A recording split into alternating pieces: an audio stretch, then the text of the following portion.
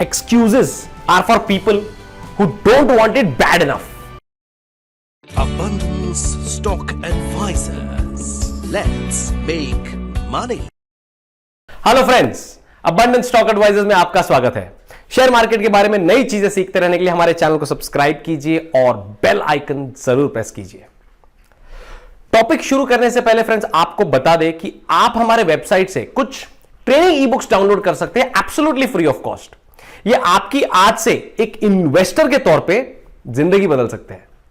E books के titles और download link description में मौजूद है। तो चलो टॉपिक पर आते हैं। कैसे पता करें किस लेवल तक एक स्टॉक गिर सकता है? तो दोस्तों, क्या सीखने मिलेगा आपको इस टॉपिक में? चलो आपसे एक सवाल पूछते हैं। क्या आपने कोई स्टॉक बाय करने का चांस मिस कर दिया है रिसेंटली? जैसे एक स्टॉक मूव हुआ 100 रुपीज से 200 रुपीज तक, डबल हो गया, आपने चांस मिस कर दिया बाय करने का। अब स्टॉक गिरने लगा और आप इंटरेस्टेड है बाय करने में, पर आपको यह नहीं पता कि वो स्टॉक क्या लेवल तक और गिर सकता है। यह आपको पता चलेगा इस टॉपिक में। यह प्रॉब्लम को सॉल्व करने के लिए हमारे पास फिबोनाची लेवल्स नाम का हथियार है। तो चलो देखते हैं फिबोनाची लेवल्स को एकदम डिटेल में इस टॉपिक में। तो क्या है फ्रेंड्स ये फिबोनाची सीक्वेंस? तो नंबर 0 और नंबर 1 के बाद हर नंबर पिछले दो नंबर्स का एडिशन है। जैसे 8 is equal to 5 plus 3, 34 is equal to 13 plus 21 और 89 इज इक्वल टू 34 प्लस 55। और फिबोनाची सीक्वेंस का एक्सटेंशन है फिबोनाची रेशो। तो क्या है फिबोनाची रेशो? फिबोनाची सीक्वेंस में एक नंबर और उसके पिछले नंबर का रेशो होता है 1.618। Example 89 divided by 55 is equal to 1.618। 144 divide by 89 is equal to 1.618। तो इस फिबोनाची रेशो को गोल्डन रेशो भी कहा जाता है।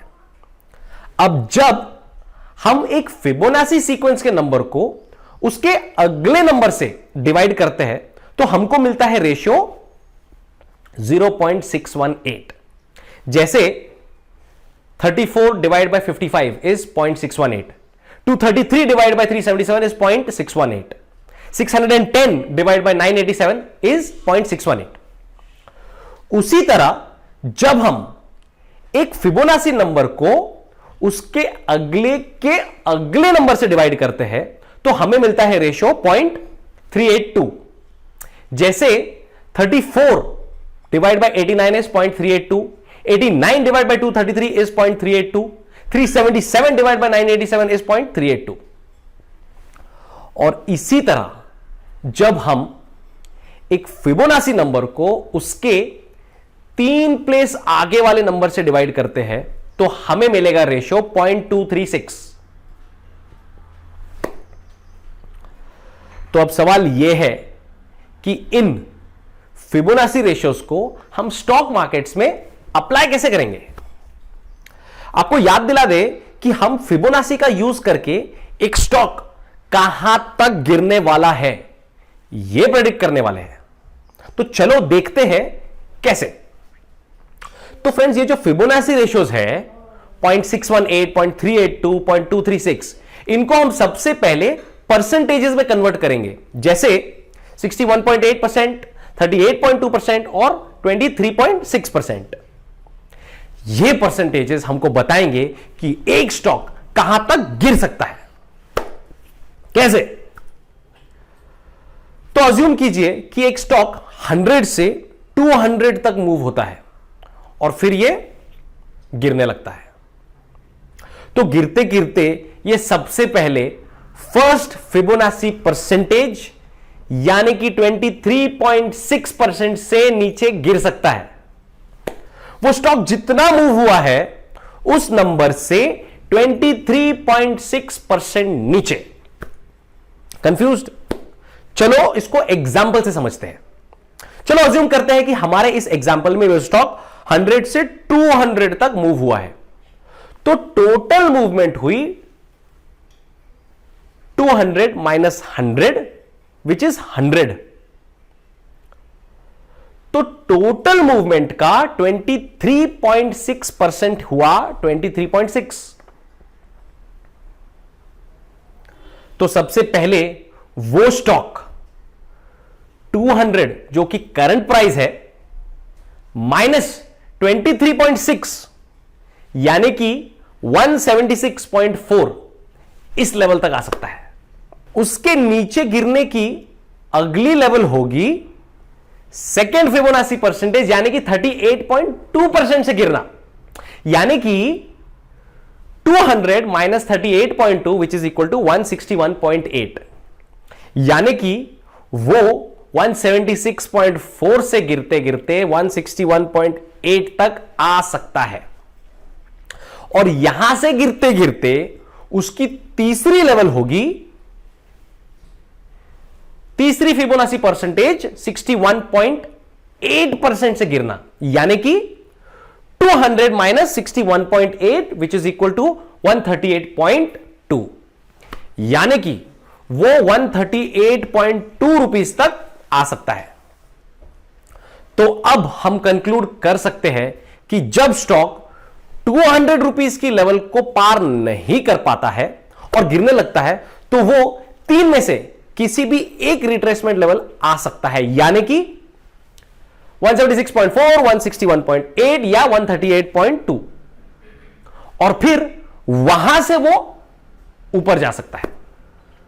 तो जब भी एक स्टॉक गिरने लगता है या करेक्ट होने लगता है, आप इन लेवल्स को वॉच कीजिए और उस पर आप बाइंग कर सकते हैं। वाओ, क्या टेक्निकल स्ट्रैटेजी है। अब 61.8%, 38.2% और 23.6% के अलावा 50% वाली रिट्रेसमेंट लेवल भी है जो यूज की जाती है टेक्निकल एनालिसिस के दौरान। यह 50% फिबोनाची रेशियो नहीं है, पर डाउ थ्योरी के अनुसार एक एवरेज तौर पर जब भी कोई स्टॉक शार्पली गिरने लगता है तो वो 50% तक रिट्रेस हो सकता है या फिर वहां तक गिर सकता है। अब ये सारे रिट्रेसमेंट फिबोनाची लेवल्स को आपको फ्रेंड्स कैलकुलेट करने की जरूरत नहीं है, सारे टेक्निकल एनालिसिस के सॉफ्टवेयर्स में ये इनबिल्ट होते हैं। अब चलो, बहुत कंफ्यूजन है तो इस पूरे कॉन्सेप्ट को एक टाटा मोटर्स के चार्ट के साथ समझते हैं। तो टाटा मोटर्स मूव हुआ ₹277.6 से लेकर 588.3, 11 फेब 2016 से 6 सितंबर 2016 के बीच।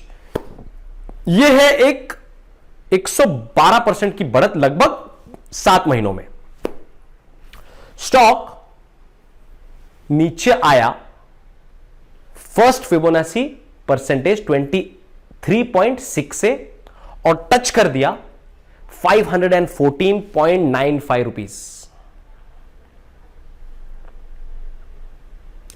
कैसे मिला हमें 514.95? चलो रिकैप करते हैं। स्टॉक ने रैली किया 277.6 टू 588.3, माने 310.7 पॉइंट्स की ये टोटल मूवमेंट, और 23.6% ऑफ 310.7 इज 73.33। तो 588.3 माइनस 73.33 होता है 514.95। स्टॉक ने यहां से ऊपर जाने की कोशिश की, लेकिन फिर गिर पड़ा दूसरे फिबोनाची परसेंटेज दैट इज 38.3% से, यानी कि 470 रुपीज की लेवल पर आ गया। अब इस लेवल पे स्टॉक ने थोड़ा कंसोलिडेट किया और फिर गिरा और फिर 50% रिट्रेसमेंट लेवल पर, यानी कि 432.95 रुपीस पर आ गया। इस लेवल से उसने ऊपर उठना शुरू किया और वो तीसरे फिबोनाची रेशियो यानी कि 61.8% के लेवल तक कभी आया ही नहीं।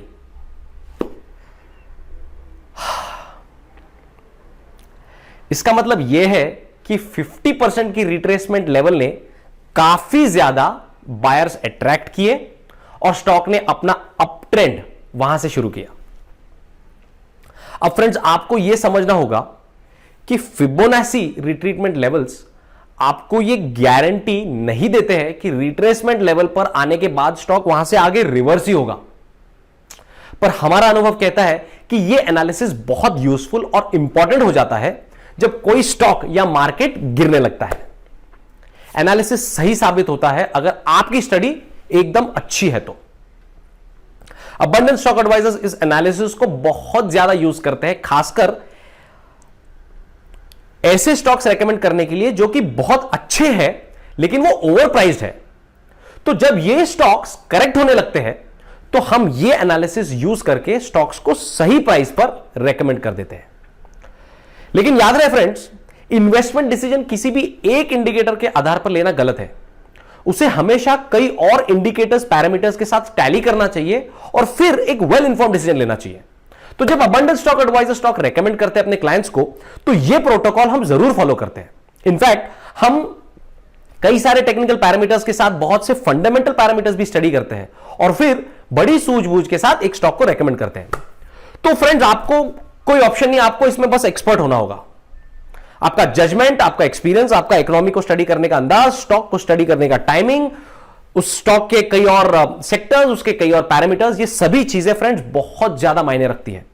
तो आपको सब कुछ एनालाइज करके एक इकट्ठा, एक प्रॉपर सोच करके टोटलिटी में डिसीजन लेना होगा।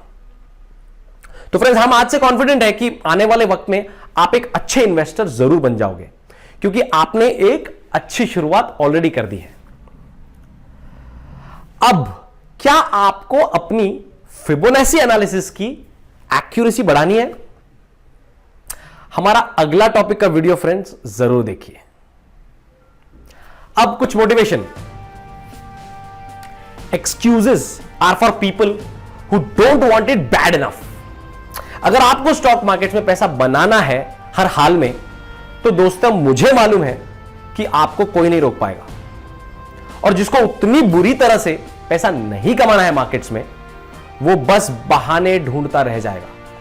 अब चॉइस आपकी है, बहाने बनाना या फिर टूट पड़ना। फ्रेंड्स, आपको फिर से याद दिला दे कि आप हमारे वेबसाइट से कुछ ट्रेनिंग ई बुक्स डाउनलोड कर सकते हैं एब्सोल्युटली फ्री ऑफ कॉस्ट। ये आपकी आज से एक इन्वेस्टर के तौर पे जिंदगी बदल देंगे। ई बुक्स के टाइटल्स और डिस्क्रिप्शन वीडियो के डिस्क्रिप्शन में मौजूद है। शेयर मार्केट के बारे में नई चीजें सीखते रहने के लिए हमारे चैनल को सब्सक्राइब कीजिए और ये बेल आइकन जरूर प्रेस कीजिए।